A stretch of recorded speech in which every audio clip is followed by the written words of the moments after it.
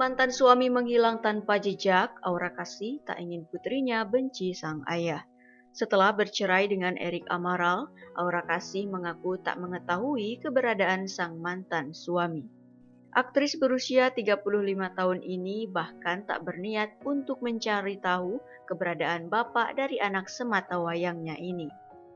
Meski begitu, Aura Kasih tak memungkiri bahwa putrinya terkadang bertanya tentang keberadaan sang ayah.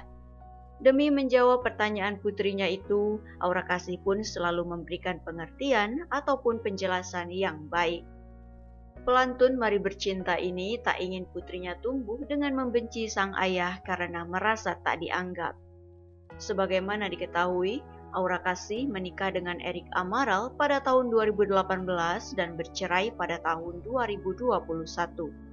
Dari pernikahannya dengan bule asal Brazil itu, Aura Kasih dikaruniai seorang putri bernama Arabella.